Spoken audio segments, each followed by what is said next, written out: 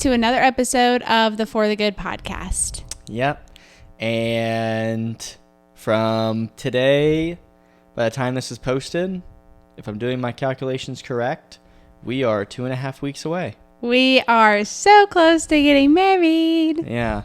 We're filming this before we go to Ohio for Michelle's bridal shower and what else? Oh, yeah, the dress. Yeah. Something that's very important. We're picking up your dress. Yeah, we got to get the dress, get it fitted, and then also get your suit. Yeah. No, I'm not seeing her dress. So for all y'all that are going to ask.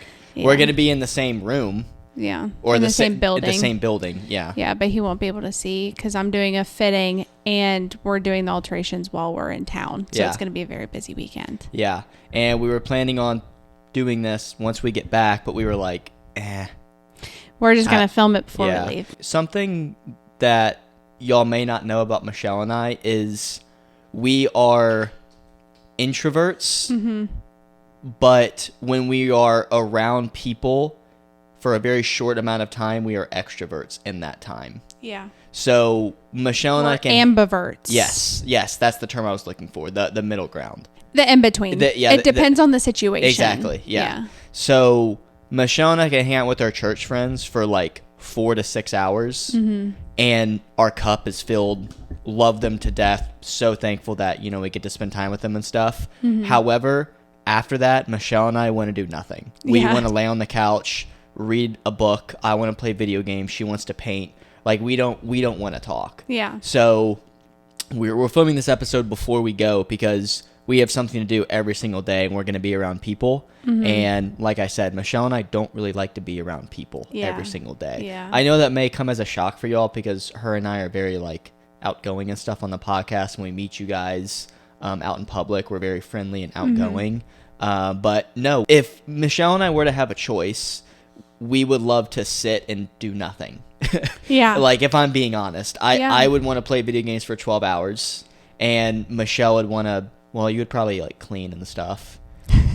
Honestly. I mean, that's why I enjoy it. That's my hobby is cleaning. Yeah. So, that's why we're making this episode before because this is going to be a chill one though. Going to be a laid back, chill one. Yeah. We pray that y'all gather some stuff from. We have nothing prepared. We have coffee. Yeah, this is just a super chill episode. We're just going to sit down and talk about this engagement season, how it's been, what we've learned about each other.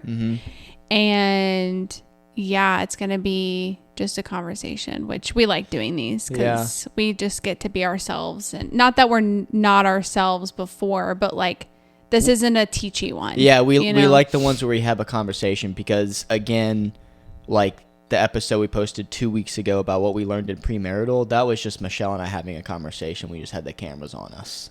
Like that's how our conversations usually go. Yeah. But also, I apologize for the buzzing sound in the back. Y'all probably hear that a little bit. Yeah. So I dropped a mic and now it has a buzzing sound. So we're going to have to buy a new one soon. Hopefully it's not that annoying. Michelle and I try and talk loud enough to the point where y'all don't hear it. Yeah. So if it's a little bit in the background, that's what you're hearing. Yeah, sorry. That's what you're hearing. You don't have to stay. You can leave. It's not that bad. It's very subtle. I think we hear it more with the headphones on. But yeah, we thank you guys for all the support and stuff. I know this community is growing. We get a lot of good feedback. Thank y'all for entering in the giveaway, which was about a month ago now by the time this is posted. We're going to do another giveaway sometime in season 3. Don't really know when. I don't know what it's going to be either, but Michelle and I love getting back to you guys. So thank y'all for all the support, all that good stuff. And just another reminder, April, 0 episodes. And if y'all shoot us a DM, expect no response. Yeah. And Michelle and I are going to take that time to relax and enjoy the married life. So thank you guys for being patient with us because we want to be nice and rested for season 3 because now we're tackling another season of life, which is marriage. And that's going to be a whole nother concept that we can tackle because we've really just tackled engaged and relationship. And now it's going to be married. Now we can just combine it all together.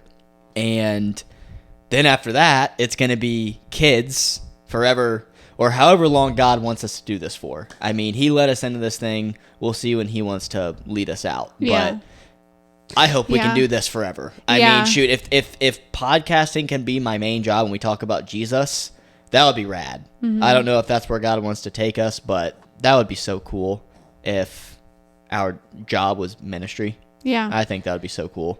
Yeah, I think it would be cool if like each season was like just like a different season for us, you know? Like the first season was just me by myself. Yeah. Second season is us together engaged, and then the third season will be like early marriage, then hopefully we can just continue through our lives and give advice to you guys based on what we're learning in that season. So that would be really cool too. Yeah, and it'll be cool for new people coming back or coming onto our channel. They're like, what was season 2 about? Like, I want to watch season 2, right? Yeah. It's kind of like a TV show Yeah. in a way. Yeah. Like, now that I'm thinking about Yeah. it, and then season 3, we can tackle early marriage. Season 4, if we have a kid by that time, or maybe you're pregnant, we can talk about pregnancy stages, which is 9 months long. That could be a season in itself. Yeah. Season 5, the birth of a child. Bam. Yeah. Season 6, what a 1-year-old acts like. Season 7, you're pregnant again. Like, it could be we could get up to season 30. Here we go. You know what I'm saying? There's our life. Yeah, Just kidding. we can get up to season 30. I'm about to be dad to many children. Yeah. I'm excited to have at least 10. Yeah, okay. At least 10. Have I ever told you those stories about that? Where having 10 kids? people will ask me. And you'd say 10. And they're like, wait, what? Are you serious? Yeah. And you're like, you literally asked me hypothetically, how many kids do you want? Yeah. It's a hypothetical situation. Yeah. Hypothetically, I want 10. Yeah. A minimum. A whole farm. Yeah. Like, the more the merrier. Yeah. And it's like, if we were in a hypothetical situation, why would I only want to have one if we can reproduce as many times as possible? Now that I'm growing more and more in my relationship with Jesus, I'm like, hypothetically, I would want 1 million. Yeah. I think that'd be freaking awesome. Yeah. So- That would be. Yeah. Now, I don't know if hypothetically you can bust out 10 kids, but Yeah. we'll see what happens. The Duggars. Yeah. How many? They have like 17 or Yeah, something. They mhm. had crazy amount of kids. Yeah. We'll see what happens. Possible. We can maybe bust out double digits. Yeah. If we adopt them. Yeah. Yeah. Yeah. Yeah. All right, honey. Where do you want to take this thing? I want to talk I'm about. done talking. Yeah. I'm just like, yeah. And yeah. Yeah. Yeah. I'm done talking. You can go ahead. I'm going to drink my coffee. You can say whatever you want to say. Love you. And I'm going to sit back and drink my coffee. Okay. So for this episode, I think it would be cool if we just like kind of went through each phase of the engagement season that we had. Ooh, okay. Cool. Is that okay? Yeah. Okay. So we'll start with like how we started the relationship, which was long distance. Okay. Right. So we were long distance engaged for a month. Yeah, so we're not talking about dating. We're talking about since we got engaged. Yes. Okay. So we Yeah. got engaged on September 22nd. And we moved to the same city October 14th. Yeah. So it was just shy of a full month of being apart, engaged. Yes. Yeah. Yes, because it goes September, October. October, yeah. Correct. Yes, Yeah. I dropped out. Do you need January, February, March, April? Yeah, You I got that had to one? do that Okay. twice. Okay. Here we go. Sometimes I get September and November mixed up, and then sometimes October, I think it's before December. I'm a mess. Okay. Yeah, So it's just like we need to practice August, September, The- October, November, December. that one right there. Yeah. Yeah, just months. What month is September? 7? No, 9. 9. 9 through 11. Okay. Those are the 3 big ones. Yeah. That's- December's easy. Yeah, December's easy. Yeah. Yeah, obviously. It's Jesus' birthday. Yeah. Technically. Well, Yeah. technically. Observed. Observed. Technically, it's April 1st. Yeah. Here we go. Y'all don't want to know about that, though. I've done a lot of research. Well, Yeah. the Christmas season is staying how Yeah, it is. the Christmas season will always stay. And Jesus' birthday will always be December 25th in our hearts in America. Yes. And I don't know if it actually was. Yeah. Evidence points to April 1st. But that's a topic for another day. That's not what this podcast is about. Yeah. Not to debate Jesus' birthday. So, Side topic. Yeah. Okay. So being engaged and not being around each other, if I'm being completely honest, sucked. Yeah, it was really weird. That was something that even before we got engaged, we had a conversation, and I was like, when I thought Asher was going to propose when he was in town in Ohio for my birthday, which was in August. Mm-hmm. After it didn't happen, we had a conversation, and he was about to leave, and I was like, hey, like, just so you know, like, I definitely thought that this was going to happen, like, when you were here. And I was like, I'm kind of glad that it didn't, because I don't want to be engaged and be away from you.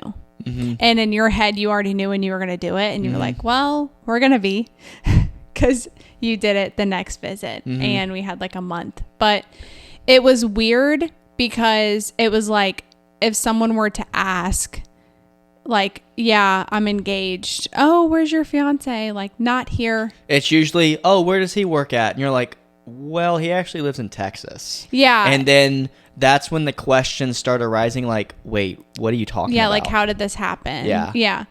Which, luckily, like, I had really supportive people in my life. You did. Mm-hmm. Yeah. I did not struggle with any of that. It was just like, wow, we're so happy for you. Like, this is wild how this happened. And even my coworkers, like... Your coworkers to this day love me for no reason. Yeah. They love you because they know how much, like, we're in love, and they know how much I value you. Yeah. But, it's just crazy because, like, they donated to our registry, and I'm like, y'all aren't invited. Yeah. Thanks. Yeah. They were just, they're just really supportive. And I told them that I wanted to go fully remote so that we could be married and, you know, pursue our life. But I enjoy my company. I enjoy what I do right now in this season. And they were like, yeah, like, my boss was like, of course, like, go to Texas, go live with your soon to be husband, and, you know, get life on together, you know? So it was really cool during that season, like, all of that stuff. But it was like, I want to be able to, like, go on dates with you and stuff, you know, like, we weren't together. So it was like, yeah, I have this ring on my finger because I'm engaged, but my fiance's not here. Yeah. You know? Yeah, it was weird going on dates knowing y'all are long distance, because y'all knew, like, when we would visit each other, it would be like a 4-day long date. Yeah. But you knew it would come to a close, and then y'all couldn't go on another date for like 3 weeks. Yeah. Yeah. It was really just something I've never experienced. I know you've never experienced either, so it was definitely a learning curve. But yeah, we had completely opposites when it came to, like, support and whatnot. I'm not going to sit here and say I didn't have support, but a lot of the people who supported Michelle, they are married, or they're engaged, or they're have kids, like, whatever it may be. They know how beautiful marriage is.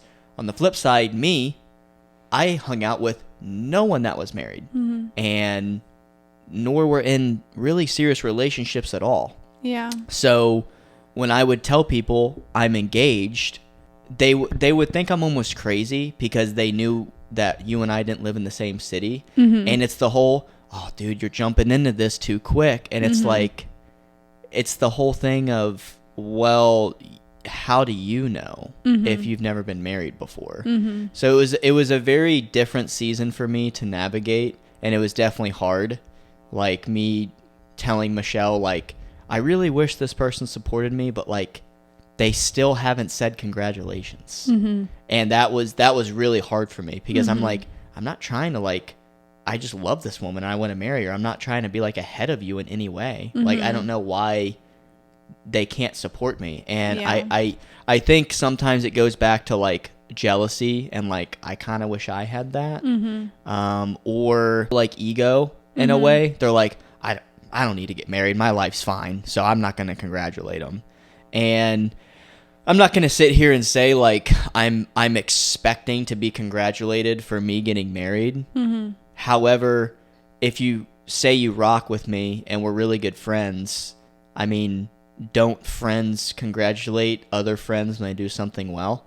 So that was very hard on me, and the enemy really tried to pry in and be like, your friends are right, you're moving too fast, like, she's going to break up with you because she's going to realize it too. And that's something that Michelle and I had to navigate even early on, not even engaged, where I was like, this is how the enemy attacks me, and this is how my friends are too. Two not really good things. Yeah. Yeah. So to extend that point, like that's something that we really focused on when we weren't together, because we would FaceTime, we would have conversations, and that's all we could do. We couldn't hang out, right? So the conversations were centered around like, this is what I'm getting attacked with. This is how you can help me. And like, we got really vulnerable and open and honest with each other, like during that season, about like what we needed from the other person.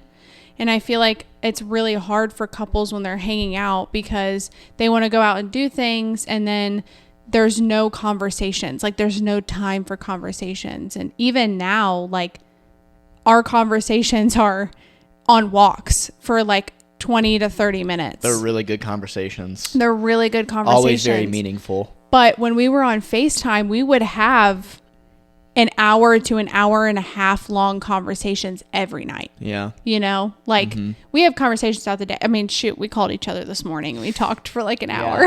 Yeah. It was 31 minutes. And I was like, all right, honey, well, I got to go. I got stuff to do. Fun call. I drank my whole coffee. Yeah. I was like, fun coffee talk. Yeah. Talk to you later. Yeah. Literally see you in a couple hours. Yeah. I got to go. That's something that is so important early on in your relationship. And that's something that I valued that we started so early, was having those vulnerable conversations and always letting the other person know like what's going on in our mind. Like it's so healthy. Yeah. And when I tell you, I think that's one thing that I value most in our relationship, is how open we are towards each other. Yeah. Because, like I said a couple episodes back, if you take a poll of people and they're like, what's the most important thing in a relationship? And they say, communication. Well, I would argue people don't know how to communicate. Yeah. We're not taught that. Yeah. We're taught to cover our emotions. They don't care. Fight for yourself. That's what we're taught. But you're not going to learn about your partner if you do that. That's something that we're not embarrassed to share. Yeah. What's happened, what's going through our head. Yeah. There may be some times where it takes us some time to tell that person because we need to phrase it the right way, or we don't want to come off like rude or ignorant or whatever, or maybe like we just don't want to come off as gossipy because sometimes somebody will hurt us and we just want to tell the situation that happened. Right. We don't want to paint them in a bad light. Like, just literally state the facts. Of a situation. Yeah. And let's say someone hurts you off the rip and you want to vent to someone. The likelihood of you painting them in a bad light is 100%. Seriously. Let me say it like this. You're dating some girl. She cheats on you with someone else. Right when you find out, you go call your best friend. Are you going to actually paint her in a good light? No. You're going to say she's scamming, she sucks, all this stuff. However, if you wait a couple of weeks, 2 or 3 weeks, yeah, man, she just cheated on me, but, I'm working through it. That's not painting her in a bad light. You're just, sharing. That's what happened. That's what happened. You're sharing her the facts. And so when Michelle and I go through something, maybe it's something my friend said, or maybe it's something her friend said, or even family, there's stuff that my mom has said, my dad has said, your mom has said, your dad has said, your sister said, my brother said, where it may have came off the wrong way. And there are some times where I don't tell you immediately how it happened. I kind of wait a day to process what actually happened so I can explain that to you. Because usually when something damaging happens to you, you're going to be a little less happy. And your partner, if they actually know you, is going to be like, what's going on? Yeah. So then you can explain to them what happened. Yeah. Not painting them in a bad light. Yeah. Because that's one thing that you and I, when we first started dating, were not good at. Was painting people in a bad light. Gossiping. Now I believe we're getting to a point where we process it, we tell each other what happened in that situation, and we always say, I'm really not trying to gossip. These are the facts. Yeah. And us phrasing it like that, when it does become gossip, we call each other out. Or we say we shouldn't talk about this. Yeah. Sometimes we don't. Yeah. And that's what we're still working towards, because sometimes our anger gets the best of us. Yeah. And I'll be lying if I said that Michelle and I are easily going to be able to control our anger. Yeah. Come on now, we're all humans. Yeah. We're not perfect. However, that's something that we do work towards. Mm-hmm. That's something that I value a lot, honey. Yeah. Yeah. That was really good. I wasn't good at it. I mean, also the fitness industry is so gossipy, it's nuts. Mm-hmm. So I was just surrounded by it. Yeah. And when I finally got out of it, and also corporate life is gossipy. Mm-hmm. It is. Yeah. Working in a cubicle around a bunch of people, I mean, there's going to be gossip in the office. Mm-hmm. So I think if you have two people that are trying to become more holy, you're gonna call each other out on the gossip or say, I don't think she would be okay with us talking about it like Mm-hmm. that, even if she did you wrong or not. Yeah. That doesn't matter. Yeah. Our goal is to be like Jesus, and Jesus didn't talk bad about it. It's also not up to us to do something about it. Yeah. Right? Like whatever they did, us talking about it's not going to help. Mm-hmm.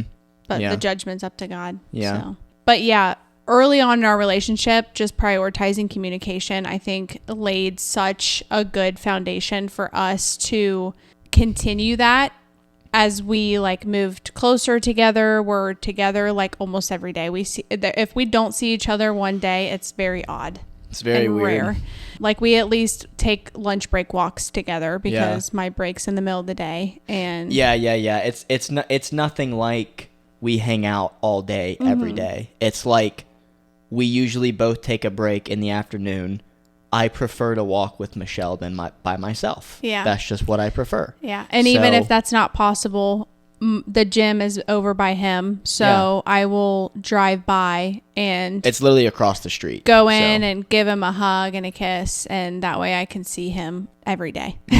Yeah. I think we've done a really good job with communication. So that's just a point I would make in whatever season of relationship you're in, to just always leave the door open for communication, both directions, because that's something that is so important in a relationship. Yeah.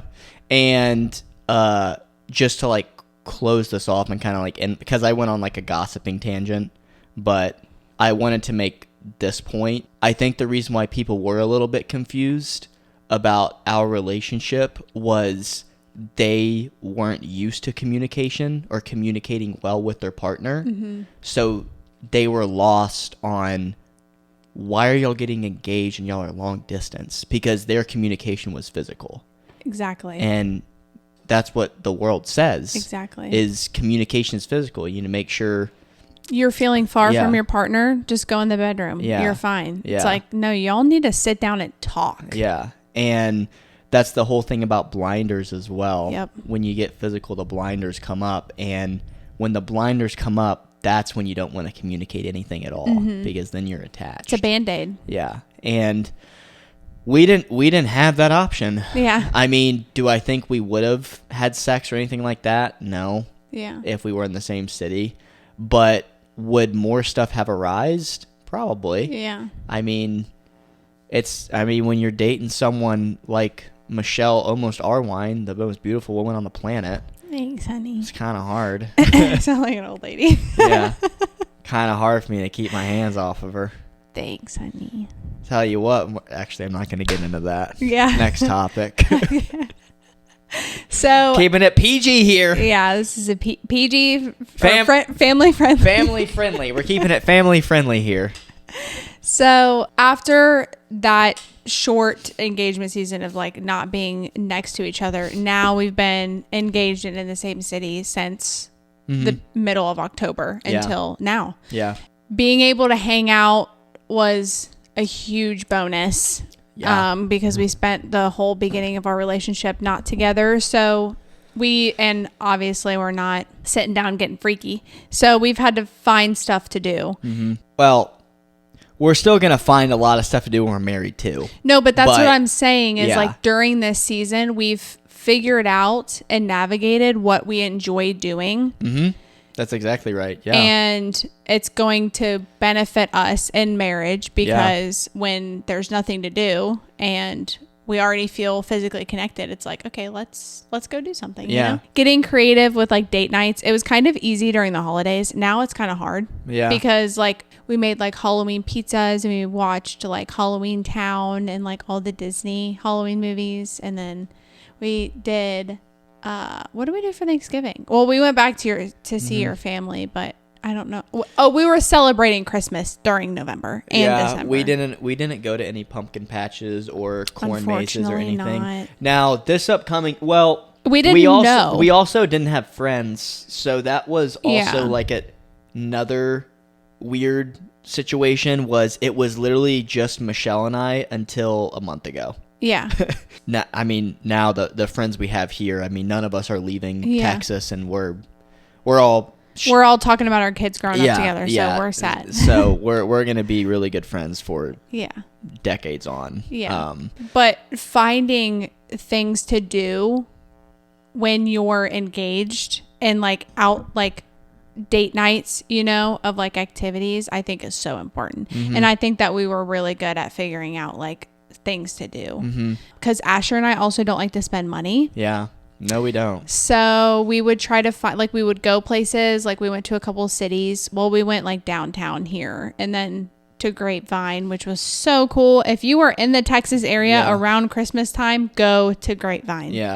It was so magical. They've shot in Hallmark movies there. And Grapevine, and we went there kind of like just to test the waters, see what it's all about, and we got down one half of the street. Yeah, we didn't even get to go through the whole thing. We couldn't even go through there are like old time candy shops, old movie theaters, a lot of wineries, which is really cool. Yeah. Those of y'all who drink or not, whatever, Michelle and I like to have a drink here and there. And wineries is something that Michelle and I like.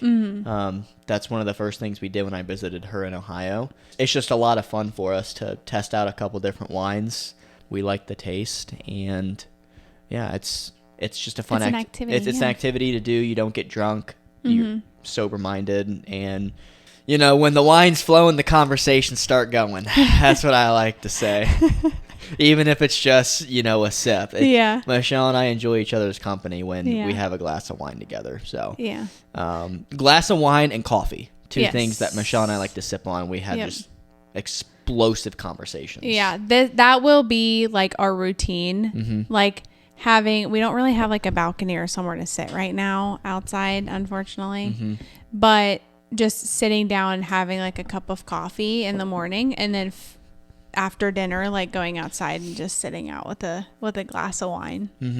So amazing. But if you're in the Texas area, Grapevine, really, really cool. Michelle and I are definitely going to go back this upcoming Christmas and have more time to do it, because we did not have enough time this year. And we also spent some time cooking together too, which was fun. Mainly me, but you helped. Well, here's something that Michelle and I learned. Here we go. Is the kitchen is a dangerous area for Michelle and I. It is. It is. Very dangerous. I'm laughing, but it's totally serious. Asher now has to sit at, like, we have like a counter with like a bar, and he now has to sit there while I cook, and he's not allowed to come in the kitchen. And this is exactly what I'm talking about. Know your weakness. Know your weakness. And for me, I never knew this. I don't know why. It's just really attractive to me, and that's something else. I'm really glad that you said that, because that's something else I really wanted to make a point on, is knowing, like I just said, knowing your weakness, but like being aware of it and like avoiding the situation, right? Like so many people ask, like, how are you guys waiting? Like, how are you doing this? How are you navigating this? And I've heard other people talk about this as well, and they're like, we know the situations we shouldn't put ourselves in, right? So like this one girl was like, we don't take vacation together, like we don't go anywhere together. Like, it's so true. Like, you're opening Michelle the door. and I went to the beach together right now, that would be such a we wouldn't even enjoy it, honey. Because we would, it would just telling you right now, we wouldn't be clothed. I know how that situation would play out. The whole time it would be like, I wish we were just married. I wish, and then you're taking away how special it is to go when you are married. Like, this beach trip. That's why I think we're gonna treasure. I think that's why we're gonna treasure our honeymoon so much, because we've never slept in the same bed together, never been on vacation together, never done anything like together as a couple, really, because we are still single. In the eyes of God, we're still single. That's that. that's where I'm going with this. Just knowing weaknesses and stuff Yeah. like that. That's one weakness, but there are other ones I could get into. But Yeah. I think sometimes people ask stupid questions when it comes to that. Yeah. Honestly, they're like, how do you do it? Like, how do you not? And it's like, We've talked about this before. Yeah. Like JP says on his podcast, like, avoid the situation. yeah, it's like, keep on backtracking. If you get horny when she does X, don't allow her to do X. Mm-hmm. You know, like, if you get horny when you're giving her a hug and you make out with her and then you pin her up against a wall, well, don't pin her up against a wall. Mm-hmm. Maybe give her a hug and a kiss and leave. Yeah. It's like, Yeah. I'm just being completely transparent here. But I mean, that's something that we've navigated this Yeah. engagement season is yeah.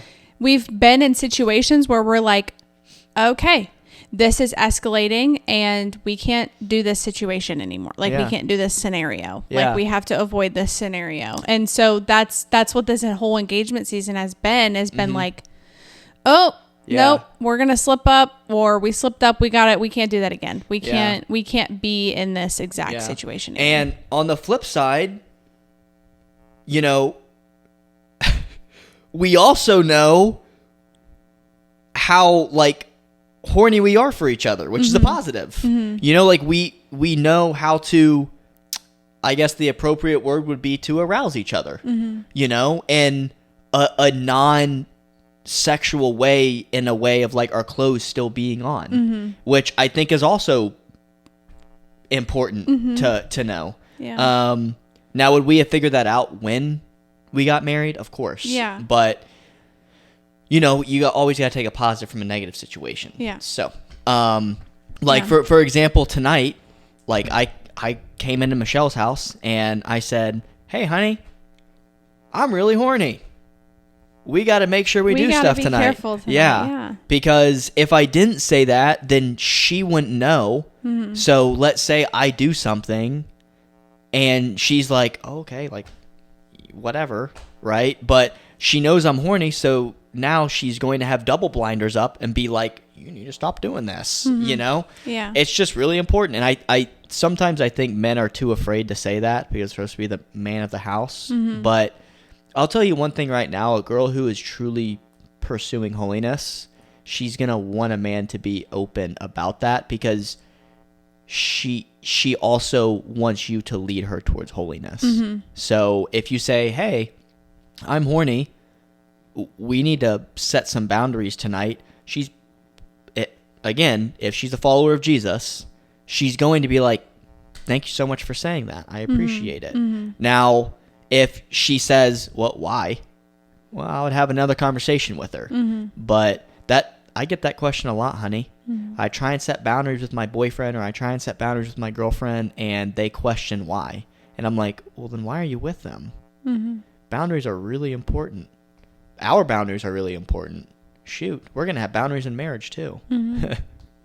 Don't touch me there. Honey. You're keeping that in. Here we go. I was not expecting you to say that. You never know. Yeah. Shoot. Yeah, but we've been so vulnerable and open with each other that it's going to be one of those things where it's like, hey, honey, I don't like that. Yeah, yeah, Like, yeah. okay. Or on the flip side, you're going to say, hey, honey, do that Do this. more. Yeah. Yeah. Yeah. Or But- we're going to say, don't touch me right there. I don't like that.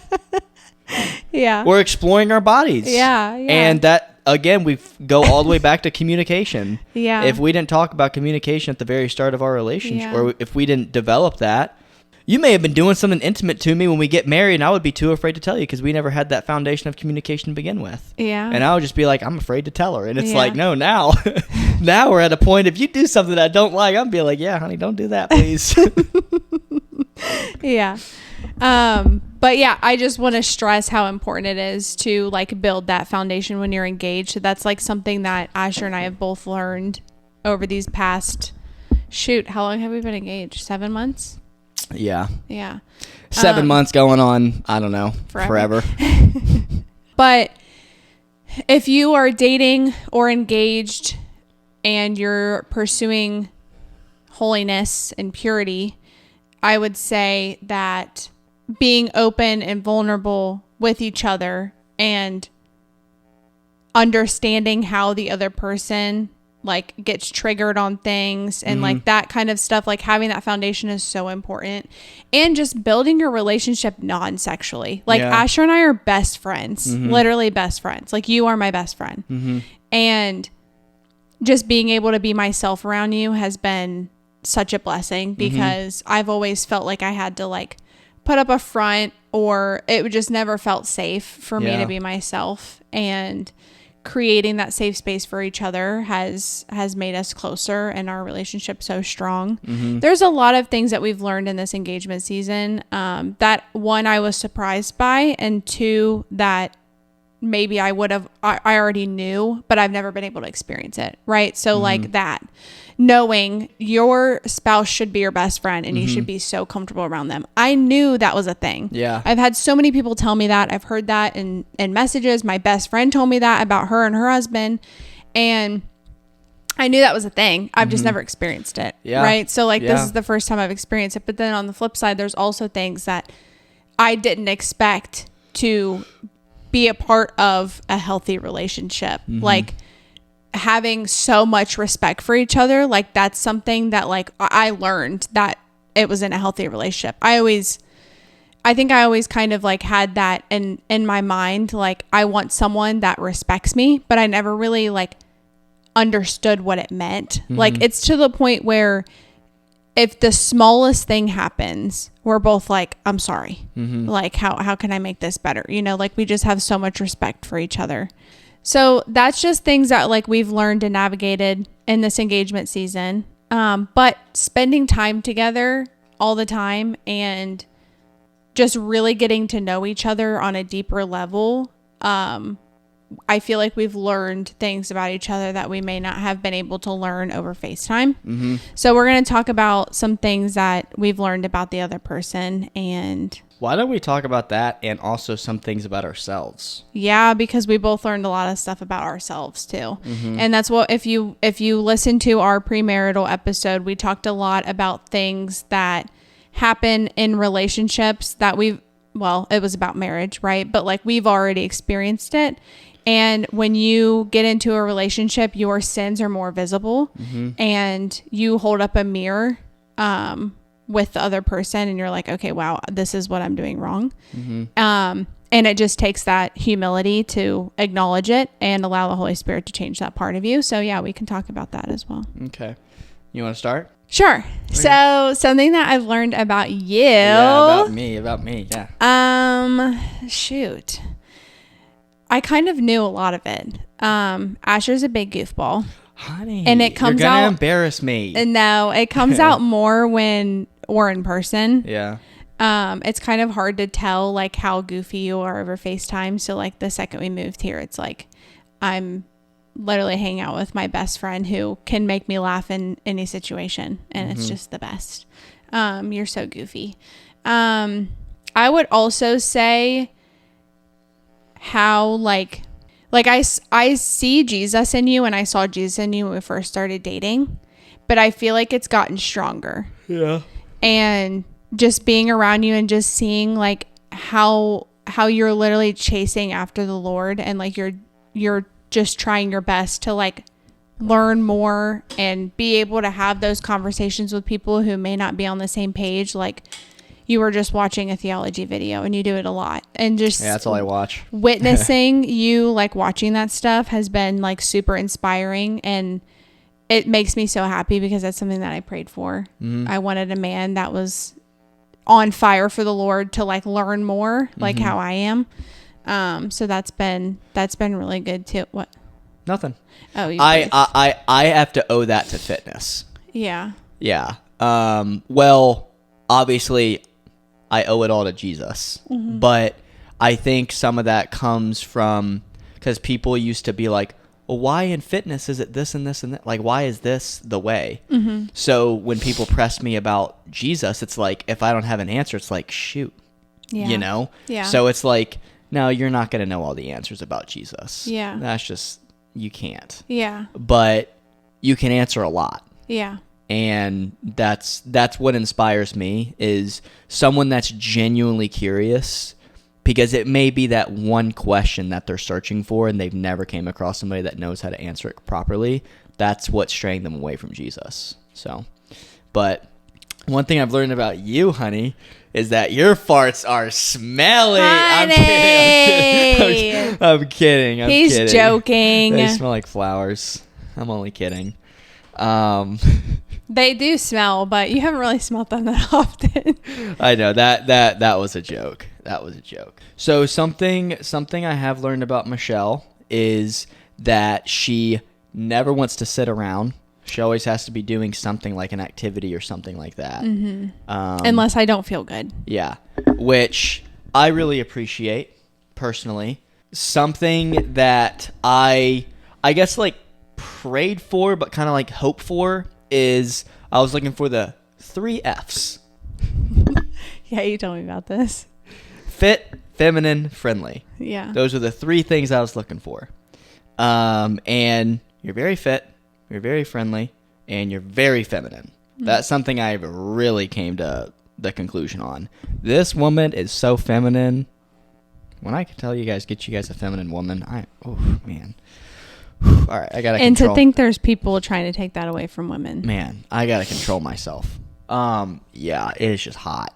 Anyways, so yeah, she doesn't like to sit still, which I like, because laziness is just never.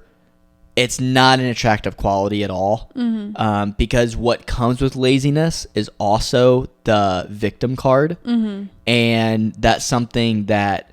When I was younger, I used to play the victim card, and my dad just hammered me on it. Mm-hmm. And he would just be like, "Oh, you in jail? Must be a victim."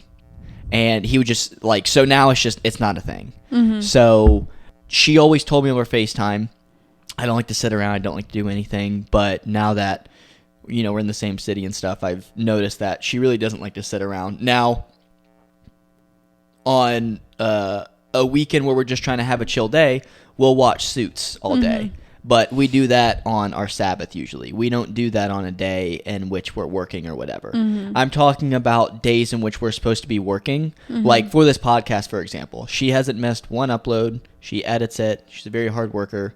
And she gets it done. It's very important to her, as it is to me as well. And I really cherish that about you, honey. I really do.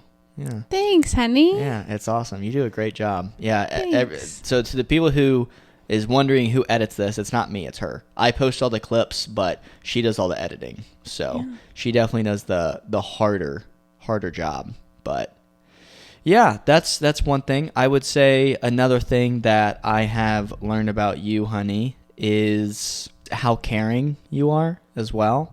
Because over FaceTime, we couldn't see that because it was all texting and calling. Mm-hmm. But when you're in person, you can see the actions. Mm-hmm. So I'll give an example. Before this podcast, I was watching a theology video.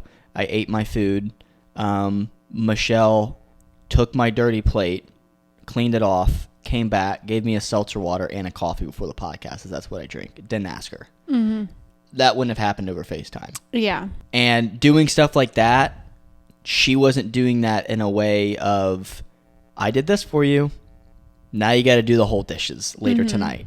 It wasn't that. Now, will I probably do the dishes later? Yeah, I probably will. No.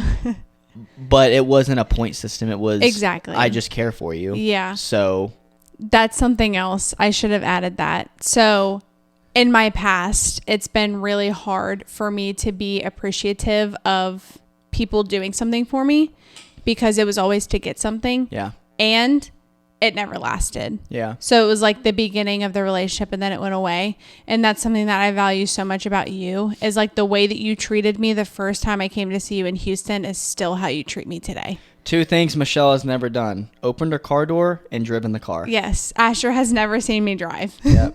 Well, no, I've seen you drive once down the parking garage. Okay, that doesn't really count, because I had to leave the parking garage and drop you off at your door. That was in the same apartment complex. Yeah. So that doesn't really count. You did see me behind the wheel, but yeah, I've never driven anywhere. Now, will I see her drive in the future?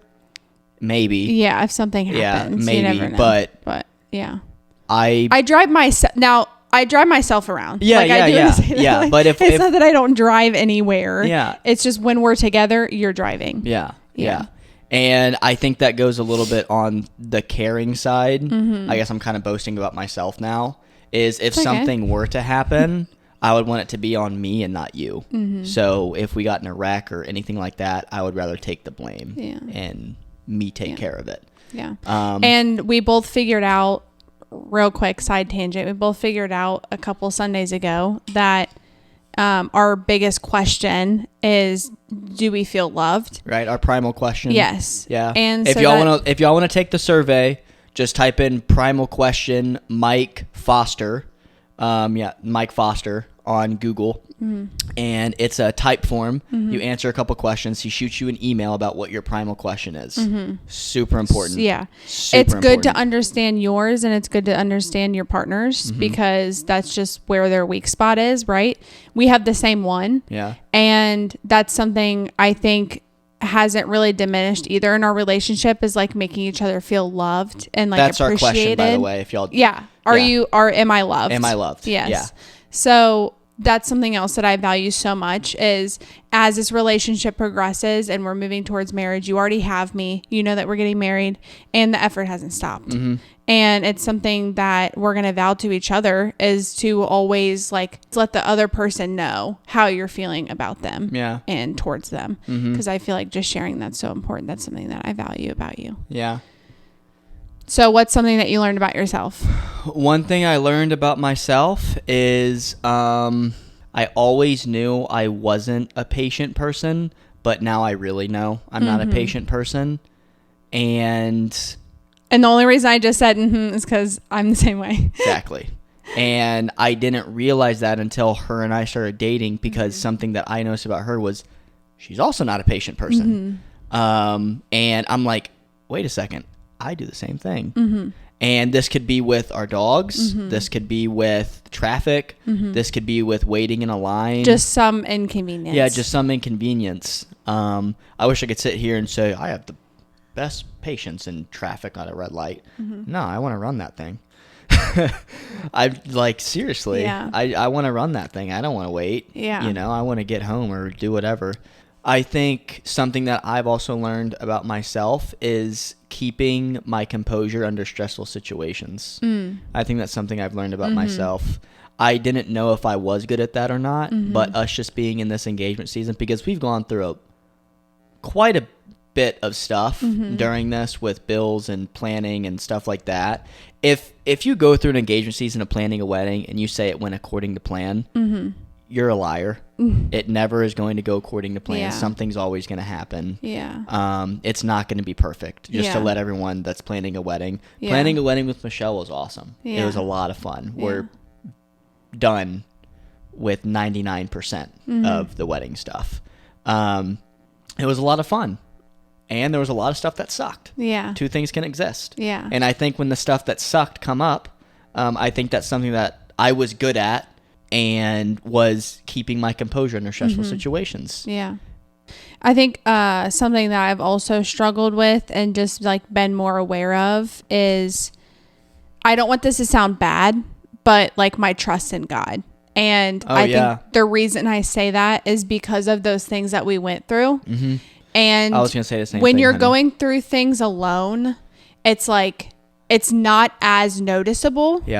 That you're not trusting God in that season. But when you're going through something with someone, like financially, like we are right now, it's like, okay, God, are you there? Like, what's going on here? You know, like, and it's been something that I've been struggling with, you know, and thank God for the church that we're going to and the devotional that the women's group is doing in the Bible study, because it has been helping me so much in this season. It's not even funny. That's good, honey. But just I'm like more aware of the things that I struggle with my relationship with the Lord.